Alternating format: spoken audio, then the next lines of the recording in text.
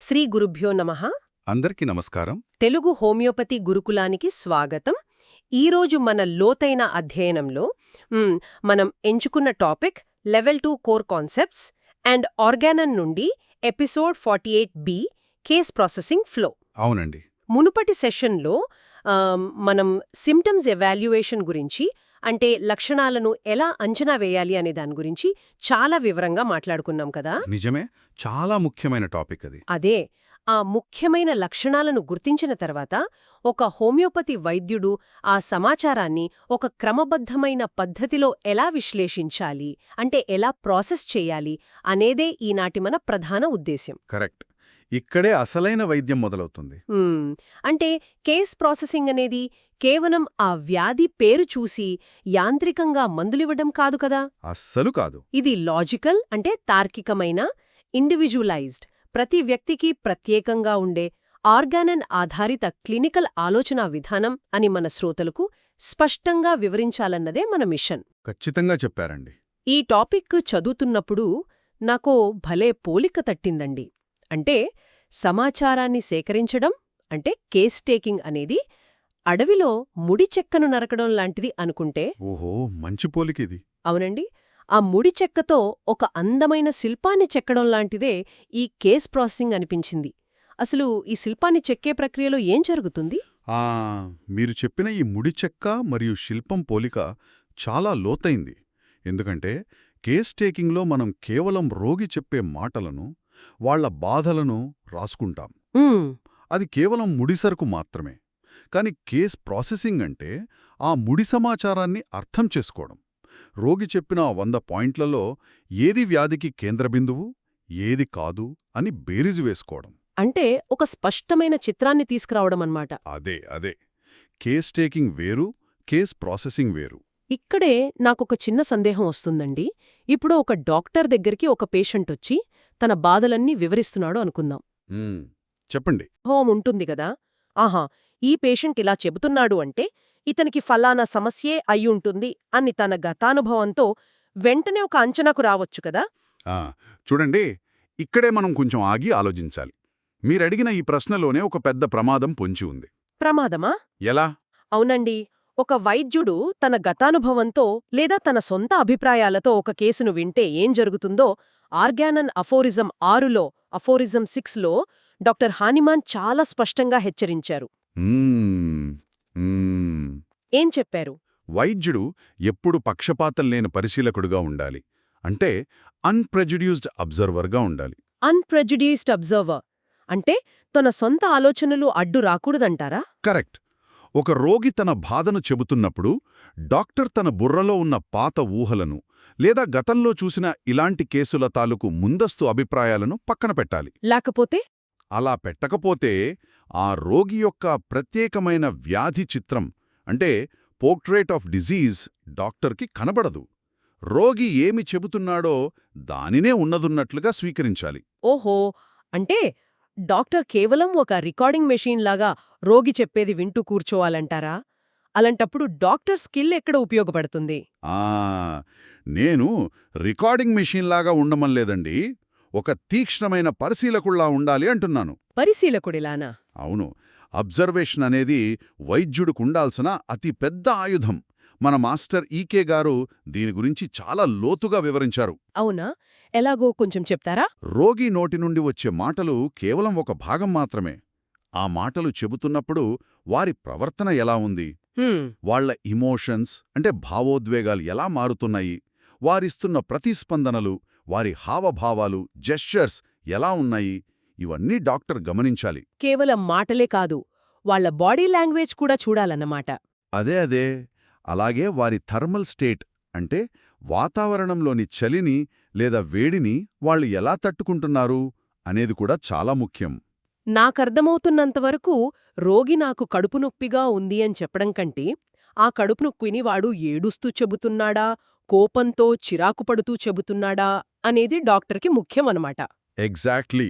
వ్యాధి పేర ముఖ్యం కాదు, ఆ వ్యాధిని మోస్తున్న మనిషి ముఖ్యం అని మనం ఇందాకనుకున్నది ఇందుకే. అద్భుతం. వ్యాధి కాదు, మనిషి ముఖ్యం. చూడండి, ఇద్దరు వ్యక్తులు ఒకే కడుపు నొప్పితో రావచ్చు. ఒకరు విపరీతమైన భయంతో ఇంకేదో అయిపోతుందన్న ఆందోళనతో కన్నీళ్లు పెట్టుకుంటూ చెప్పొచ్చు. అవును, కొందరలా భయపడతారు. ఇంకొకరు తనని ఎవరూ పలకరించకూడదని, ఒంటరిగా వదిలేయాలని చాలా చిరాకుగా చెప్పవచ్చు. ఇక్కడ వ్యాధి పేరు కడుపు నొప్పి, అది ఒక్కటే. కానీ వాళ్ళ అంతర్గత స్థితి వేరనమాట. కరెక్ట్, వాళ్ళ ఇంటర్నల్ స్టేట్ వేరు. ఈ సూక్ష్మమైన పరిశీలన లేకపోతే అసలైన మందునెంచుకోవడం సాధ్యం కాదు. సరే, అబ్జర్వేషన్ అయిపోయింది. ఒక పేషెంటొచ్చి గంటసేపు తన సమస్యలన్నీ చెప్పాడు అనుకుందాం. ఇప్పుడు డాక్టర్ ముందు ఒక పెద్ద లక్షణాల పర్వతముంది కదా. అవును, చాలా పాయింట్స్ ఉంటాయి. అన్నీ రాసుకున్నాడు. మరి ఏది ముఖ్యం, ఏది కాదు అని ఎలా తేలుస్తాడు? ఎందుకంటే పేషెంట్కి తన ప్రతి సమస్య ముఖ్యమైనదే కదా. నిజమే, పేషెంట్కి అన్నీ ముఖ్యమే. మరి ఈ సమాచారాన్ని ఎలా వడగట్టాలి? దీన్నే మీరు సిమ్టమ్ ఫిల్టరింగ్ అంటారా? అవునండి, కేస్ ప్రాసెసింగ్ అనేది ఒక క్రమబద్ధమైన ఫ్లో. ఇది సిమ్టమ్ రికార్డింగ్తో మొదలవుతుంది. రికార్డింగ్ తర్వాత ఆ తర్వాత ఇవాల్యుయేషన్ అంటే మూల్యాంకనం. ఆ లక్షణాలను ఒక క్రమానుగత శ్రేణిలో పేర్చడం, దీన్ని హైరార్కీ అంటాం. Hierarchy, okay. అప్పుడు టోటాలిటీ ఫార్మేషన్ అంటే వ్యాధి పూర్తి చిత్రాన్ని నిర్మించడం. ఆ తర్వాత మియాజ్మాటిక్ అవగాహన, రెమెడీ డిఫరెన్సియేషన్, రెమెడీ సెలెక్షన్ అంటే సరైన మందు ఎంచుకోవడం. అవును, ఆ తర్వాత పొటెన్సీ నిర్ణయం, చివరగా ఫాలో అప్ అబ్జర్వేషన్. ఇదంతా ఒక ఫ్లో. బాబోయ్, ఇన్ని స్టెప్సున్నాయా ఇందులో? అవునండి, ఇందులో మీరు అడిగిన సిమ్టమ్ ఫిల్టరింగ్ అనేది అత్యంత కీలకమైన దశ. ఆర్గానన్ అఫోరిజం 153 మనకు ఈ ఫిల్టరింగ్ ఎలా చేయాలో నేర్పుతుంది. అఫోరిజం 153, దీని గురించి కొంచెం వివరంగా చెబుతారా? ఆ పర్వతం లాంటి లక్షణాల నుండి ముత్యాలనెలా ఏరుకోవాలి? తప్పకుండా. మనం సేకరించిన లక్షణాలను కొన్ని వర్గాలుగా విభజించుకోవాలి. కామన్ అంటే సాధారణ లక్షణాలు, క్యారెక్టరిస్టిక్ అంటే విలక్షణమైన లక్షణాలు, కామన్, క్యారెక్టరిస్టిక్. అలాగే సూపర్ఫిషియల్ అంటే పైపైన ఉన్నవి, గైడింగ్ సిమ్టమ్స్, ఇవి మనకు దారి చూపేవి, మరియు కాజిటివ్ అంటే కారణభూతమైన లక్షణాలు. అంటే మెయింటైనింగ్ కాజెస్ అన్నమాట. అవునండి, అఫోరిజం 153 ప్రకారం విలక్షణమైన అసాధారణమైన లక్షణాలకే మనం అత్యధిక ప్రాధాన్యత ఇవ్వాలి. వాటిని మనం PQRS అంటే peculiar, queer, rare, strange symptoms అంటాము. PQRS సిమ్టమ్స్ వినడానికి బాగుంది, కానీ దీని తార్కికత నాకు పూర్తిగా అర్థం కాలేదండి. ఎలాగంటారు? ఒక పేషెంట్ జ్వరంతో కాలిపోతున్నాను అనుకోండి, అది సాధారణ లక్షణమే కావచ్చు, కానీ అతనికి అదొక్కటే కదా పెద్ద సమస్య. మీరు దానిని వదిలేసి ఏదో వింతగా ఉండే అరుదైన లక్షణాన్ని పట్టుకుంటే లాభమేంటి? హా, ఇది చాలామందికి వచ్చే సహజమైన సందేహం. చూడండి, జ్వరం అనేది ఒక కామన్ సిమ్టమ్. ఆ జ్వరం 100 మందికి రావచ్చు. అవును, అందరికీ వస్తుంది. జ్వరమొచ్చిన ప్రతివాడికి ఒళ్ళు కాలిపోతుంది, వణుకు వస్తుంది. అది వ్యాధి యొక్క లక్షణం. కానీ డాక్టర్కి కావాల్సింది వ్యాధికి సంబంధించిన లక్షణం కాదు. మరింకేంటి? ఆ రోగికి మాత్రమే ప్రత్యేకంగా ఉన్న లక్షణం కావాలి. ఉదాహరణకు, ఒక రోగికి వణుకు వస్తోంది, ఇది సాధారణం.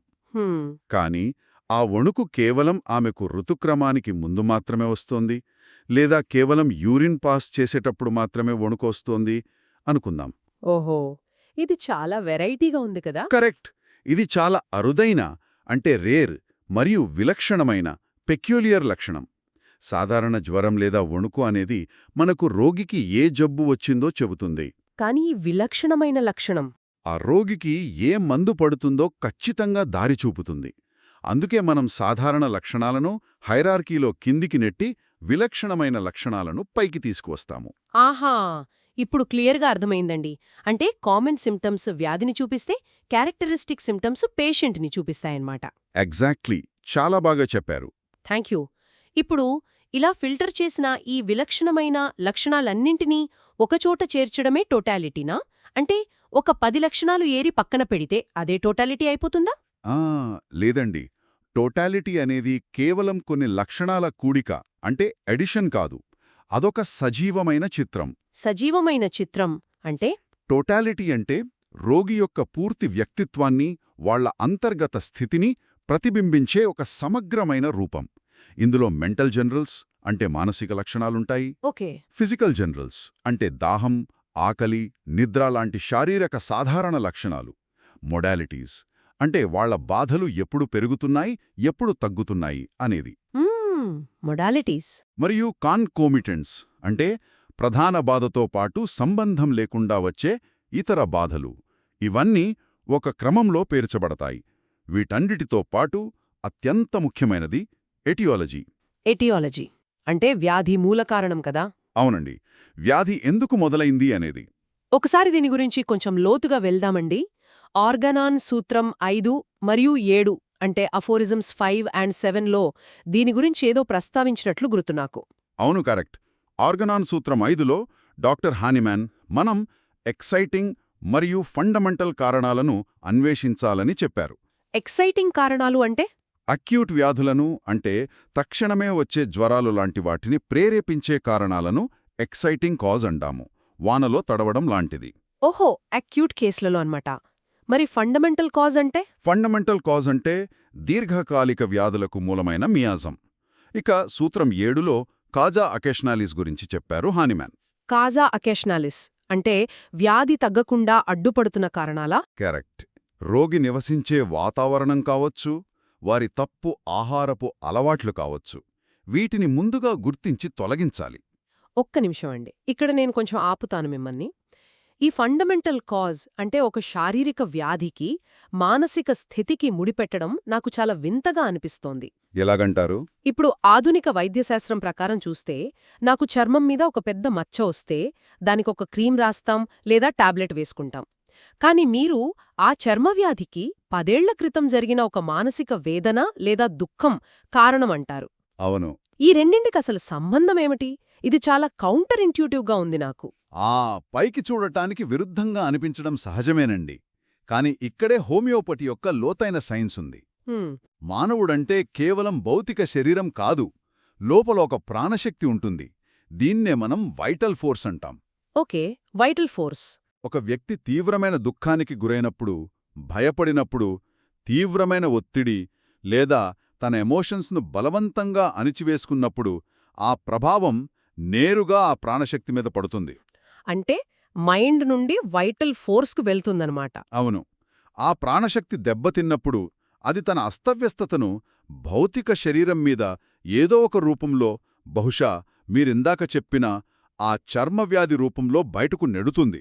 వావ్!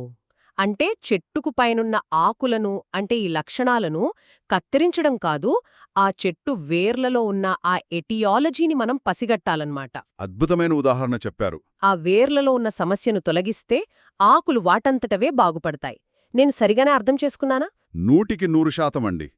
ఆకులు కత్తిరించడమంటే పైపైన ఆయింట్మెంట్లు పోయడమన్నమాట.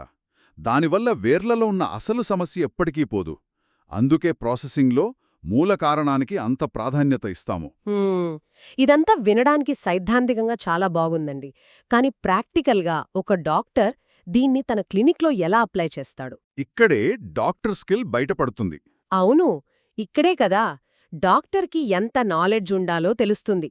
ఆర్గానన్ అఫోరిజం 3 కూడా ఇదే చెబుతోంది కదా, వైద్యుడికి వ్యాధి పట్ల మరియు ఔషధాల పట్ల పూర్తి జ్ఞానం ఉండాలని. ఖచ్చితంగా ఉండాలి. దీన్ని ఒక రియల్ వరల్డ్ అక్యూట్ కేస్ ద్వారా పరీక్షిద్దామండి. మన శ్రోతలకు కూడా సులభంగా అర్థమవుతుంది. ఒక సాధారణ జ్వరం కేసును ఎలా ప్రాసెస్ చేస్తారో ఒక ఉదాహరణ ఇస్తారా? తప్పకుండా ఇస్తాను. ఒక రోగి తీవ్రమైన జ్వరంతో వచ్చాడనుకుందాం. సమాచారం సేకరిస్తున్నప్పుడు డాక్టర్ ఈ లక్షణాలను గుర్తించాడు.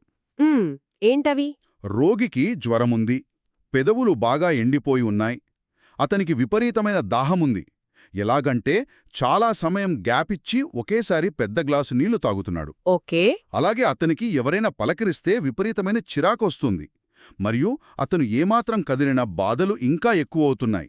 అంటే వర్స్ బై మూమెంట్. ఇవి రోగి చెప్పిన మరియు డాక్టర్ గమనించిన లక్షణాలన్నమాట. అవును.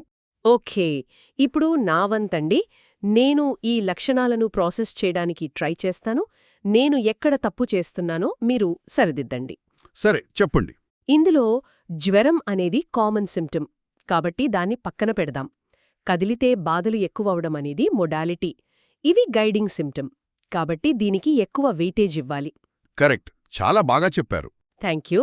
ఆ తర్వాత పెదవులు ఎండిపోయి చాలా గ్యాప్ ఇచ్చి ఎక్కువ నీళ్లు తాగడమనేది క్యారెక్టరిస్టిక్ అంటే విలక్షణమైన సిమ్టమ్. ఎవరితోనూ మాట్లాడకుండా చిరాకు పడటం అనేది మెంటల్ సిమ్టమ్. అవును. ఈ విలక్షణమైన మెంటల్ మరియు గైడింగ్ సిమ్టమ్స్ అన్నింటినీ కలిపితే అది ఒక నిర్దిష్టమైన టెండెన్సీని చూపిస్తోంది కదా. అద్భుతంగా విశ్లేషించారండి. ఈ లక్షణాలన్నీ ఒక క్రమంలో పేర్చినప్పుడు అది మనకు బ్రయోనియా అనే ఔషధం యొక్క చిత్రాన్ని స్పష్టంగా సూచిస్తుంది. ఓహో, బ్రయోనియా. అవును, ఇక్కడ డాక్టర్ జ్వరానికి అంటే వ్యాధి పేరుకు మందివ్వలేదు, చూసారా? అవునవును, ఆ లక్షణాల టోటాలిటీకిచ్చారు. కరెక్ట్. ఆ రోగిలో ఆ సమయంలో వ్యక్తమవుతున్న ఆ బ్రయోనియా స్థితికి మందిచ్చాడు. ఇది అక్యూట్ కేసులో ప్రాసెసింగ్ జరిగే విధానం. చాలా క్లియర్గా అందమైందండి. మరి ఇదే విధానం దీర్ఘకాలిక అంటే క్రానిక్ వ్యాధులకొచ్చేసరికి ఎలా మారుతుంది? ఎందుకంటే క్రానిక్ కేసుల్లో రోగి చరిత్ర చాలా ఏళ్లుగా ఉంటుంది కదా. నిజమే. క్రానిక్ కేసులో డాక్టర్ పరిశీలన ఇంకా లోతుగా వెళ్ళాలి. ఒక ఉదాహరణ చెప్తాను చూడండి. చెప్పండి. దీర్ఘకాలిక చర్మవ్యాధితో బాధపడుతున్న ఒక రోగి వచ్చాడనుకుందాం. ఉమ్, అతడి గత చరిత్ర అంటే పాస్ట్ హిస్టరీ తీసుకున్నప్పుడు ఒక 10 ఏళ్ల క్రితం అతనికి ఇంకో చర్మ సమస్య వచ్చిందని తెలిసింది. ఓకే, అప్పుడేం చేశాడు? దానికేవో ఆయింట్మెంట్లు వాడి అణిచివేసిన నేపథ్యం ఉందని తెలిసింది. ఆ సప్రెషన్ జరిగిన తర్వాతే క్రమంగా అతనిలో ఆస్తమా లాంటి శ్వాసకోశ సమస్యలు మొదలయ్యాయి. ఒక్క నిమిషం. ఆయింట్మెంట్ రాస్తే చర్మం మీద వ్యాధి తగ్గినట్లు కనిపిస్తుంది, కానీ మీరంటున్నది ఆ వ్యాధి బయటకు పోలేదు, అది లోపలికి ప్రయాణించి ఆస్తమాగా మారిందా? అవునండి, అదే జరిగింది. అంటే మనం వ్యాధిని అణిచివేస్తే అది వేరే రూపంలో మరింత ప్రమాదకరమైన అవయవం మీద దాడి చేస్తుందా?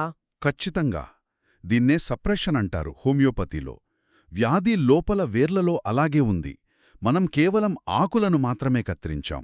ఆహా, మరిప్పుడు డాక్టర్ ఏం చేయాలి? ఇప్పుడు డాక్టర్ ఆ పాత చర్మవ్యాధి వెనక, ప్రస్తుత ఆస్తమా వెనక దాగి ఉన్న మియాజంను అర్థం చేసుకోవాలి. మియాజంను పసిగట్టాలన్నమాట. అవును. ఆ వ్యాధి అణిచివేయబడిన తర్వాత రోగి మానసిక స్థితి ఎలా మారిందో కూడా విశ్లేషించాలి. అంటే అతని మెంటల్స్ మారతాయా? ఖచ్చితంగా. అతను మునుపటి కంటే ఎక్కువ కోపంగా మారాడా, లేదా డిప్రెషన్లోకి వెళ్లాడా? ఇవన్నీ పరిగణంలోకి తీసుకుని ఒక పాలిక్రెస్ట్ ఔషధం లేదా యాంటీ మియాజ్మాటిక్ మందుతో ఆ మూల కారణాన్ని తొలగించాలి. ఇది వింటుంటే ఈ ప్రాసెసింగ్ ప్రక్రియ ఎంత సంక్లిష్టమైనదో అర్థమవుతోందండి.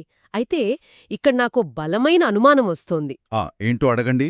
టోటాలిటీలు, మియాజంలు వెతుకుతూ ఉంటే అది కరెక్టేనా? చాలా మంచి ప్రశ్న. వాళ్ళు వెంటనే ఏదో ఒక మందు ఇచ్చి ఆ నొప్పి తగ్గించాలి కదా.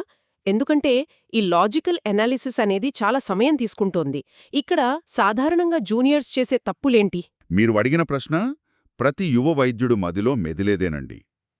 పేషెంట్ నొప్పితో బాధపడుతున్నప్పుడు వెంటనే ఉపశమనం కలిగించాలి అన్నది నిజమే. అవును కదా. కాని ఆ తొందరలో సరైన మందు ఎంచుకోకుండా కేవలం నొప్పిని తగ్గించడానికి ఏదో ఒక మందు ఇస్తే అది ఆ వ్యాధిని అణిచివేసి భవిష్యత్తులో మరింత పెద్ద ప్రమాదానికి దారితీయవచ్చు. అంటే సప్రెషన్ జరుగుతోందన్నమాట. కరెక్ట్. ఇక్కడే బిగినర్స్ అంటే కొత్తవాళ్లు చాలా పెద్ద తప్పులు చేస్తుంటారు. కామన్ బిగినర్ మిస్టేక్స్ అంటాం వీటిని. అవేంటో వివరిస్తారా? మొదటి అతిపెద్ద తప్పు ఏంటంటే వ్యాధి పేరు ఆధారంగా మందులివ్వడం. ఉదాహరణకు తలనొప్పి కదా అని ఒక మందు, డయాబెటీస్ అని ఇంకో మందు ఇవ్వడం. ఓహో, ఇది మెకానికల్ కీమో ప్రిస్క్రైబింగ్ అన్నమాట. అవునండి. రెండవ తప్పు ఏంటంటే టోటాలిటీ లేకుండా కేవలం ఒకే ఒక సింగిల్ సిమ్టమ్ని పట్టుకుని మందును నిర్ణయించడం. ఒకే లక్షణం చూసి మందుస్తారా? అవును, అది చాలా తప్పు. ఇక మూడవది జనరల్స్ని పట్టించుకోకపోవడం మరియు పేషెంట్ చెప్పే మానసిక లక్షణాలను పూర్తిగా విస్మరించి కేవలం శారీరక బాధలపైనే దృష్టి పెట్టడం. మెంటల్స్ని ఇగ్నోర్ చేయడం అన్నమాట. ఈ తప్పుల వెనుక ఉన్న అసలు కారణం ఏంటంటారు? భయమా లేదా సరైన అవగాహన లేకపోవడమా? బహుశా రెండూ కావచ్చు. దీనికి తోడు ఆధునిక సమాజంలో షార్ట్కట్ పద్ధతుల పట్ల మోజు కూడా పెరిగిపోయింది. ఒక మందు ఇవ్వగానే అరగంటలో అద్భుతం జరిగిపోవాలని ఆశించడం. అవును, అందరికీ ఇన్స్టెంట్ రిజల్ట్స్ కావాలి గదా. అందుకే నాలుగవ అతిపెద్ద తప్పు చేస్తుంటారు. చాలా త్వరగా మందులు మార్చేయడం. త్వరగా మందులు మార్చేయడం. దానివల్ల నష్టమేంటి? ఒక మందు ఇచ్చిన తర్వాత శరీరంలోని ప్రాణశక్తి దానికి ఎలా స్పందిస్తోందో గమనించాలి. దానికి సమయం ఇవ్వకుండా వెంటనే వేరే మందు మార్చేయడం వల్ల ఆ కేసు పూర్తిగా గందరగోళంగా మారిపోతుంది. అయ్యో. దానివల్ల రోగికి నయమయ్యే అవకాశాలు పూర్తిగా దెబ్బతింటాయి. అంటే కంగారుపడి మందులు మార్చడం వల్ల ప్రాణశక్తి అయోమయానికి గురవుతుందన్నమాట. దీన్ని బట్టి చూస్తే ఈ ఫ్లో ఆఫ్ క్లినికల్ థింకింగ్ వెనుక ఒక గొప్ప తపస్సున్నట్లు అనిపిస్తోందండి. ఖచ్చితంగా తపస్సేనండి. మంచి ప్రిస్క్రిప్షన్ ఇవ్వాలంటే డాక్టర్కి అపారమైన ఓపిక ఉండాలి. అణువణువునూ గమనించే సూక్ష్మ పరిశీలన ఉండాలి. మరియు భావోద్వేగాలకు లోను కాకుండా తార్కిక విశ్లేషణ అంటే లాజికల్ అనాలిసిస్ చేసే మెదడు ఉండాలి. కరెక్ట్. వీటన్నిటికీ మించి నా దగ్గరకొచ్చిన ప్రతి రోగి ఒక ప్రత్యేకమైన వ్యక్తి అని చూసే తత్వం, అదే ఇండివిజువలైజేషన్ కావాలి కదా. అవునండి. ఇవన్నీ కలబోస్తేనే నిజమైన హోమియోపతి వైద్యుడు తయారవుతాడు. ఇది కేవలం ఒక పుస్తకం చదివి మెకానికల్గా కీనోట్స్ బట్టిపట్టి మందులిచ్చే విధానం కానే కాదు. చాలా తేలిగ్గా చెప్పారు. ఇది మనిషిని, అతని మనస్సును, ప్రాణశక్తిని మొత్తంగా చదివే ఒక అద్భుతమైన ప్రక్రియ. నిజంగా అండి. అడవిలో ఉన్న ఆ ముడిచెక్కను తీసుకొచ్చి పనికిరాని చెత్తను ఫిల్టర్ చేసి అందులో ఉన్న అత్యంత విలక్షణమైన లక్షణాలను చెక్కుతూ రోగి యొక్క టొటాలిటీ అనే ఒక అద్భుతమైన శిల్పాన్ని తీసుకురావడం ఎంత పవిత్రమైన ప్రాసెసో ఇప్పుడు నాకు బాగా అర్థమైంది. సంతోషం. అయితే మీరెందాక చెప్పినట్లు అక్యూట్ కేసులలో మరియు క్రానిక్ కేసులలో కేస్ ప్రాసెసింగ్ అనేది ఒకేలా ఉండదు కదా. ఈ రెండింటికి మధ్య ప్రాసెసింగ్ వ్యూహాలు ఎలా మారతాయి? అసలు అక్యూట్ మరియు క్రానిక్ స్ట్రాటజీస్ ఏమిటి అనేది మనం తదుపరి అధ్యయనంలో సవివరంగా తెలుసుకుందాం. తప్పకుండా. ఎపిసోడ్ 48Cలో మనం ఆ రెండింటి మధ్య ఉన్న వ్యత్యాసాన్ని లోతుగా విశ్లేషిద్దాం. అప్పుడే ఈ ఫ్లో ఆఫ్ ప్రాసెసింగ్ మనకు పూర్తిగా పట్టుబడుతుంది. ముగించే ముందు ఈనాటి ఈ విశ్లేషణంతా విన్నాక నాకు చిన్న ఆలోచన తట్టిందండి. మన శ్రోతలు కూడా ఆ కోణంలో ఆలోచిస్తే బాగుంటుంది. చెప్పండి, ఏంటి ఆలోచన? కేస్ ప్రాసెసింగ్ అనేది కేవలం రోగికి సరైన మందును ఎంచుకోవడానికి డాక్టర్ చేసే ఒక ప్రక్రియ మాత్రమేనా? లేక ఏడాదులుగా ఏ డాక్టరూ వినని తమ మనసులోని బాధను, ఆవేదనను ఈ హోమియోపతి వైద్యుడు పక్షపాతం లేకుండా అంత లోతుగా అడిగి తెలుసుకునే ఆ సంభాషణలోనే ఆ రోగిలో సగం స్వస్థత అంటే హీలింగ్ మొదలవుతుందేమో కదా. ఎంత అద్భుతమైన మాట చెప్పారు. మందు వెయ్యకముందే నా బాధను ఒకరు అర్థం చేసుకున్నారు అన్న భావనలోనే ఆ ప్రాణశక్తి మేల్కొంటుందేమో. శ్రోతలు ఈ ఆలోచనతో ఈనాటి సెషన్ను ముగిద్దాం. ఖచ్చితంగా. జై శ్రీకృష్ణ. వాసుదేవ.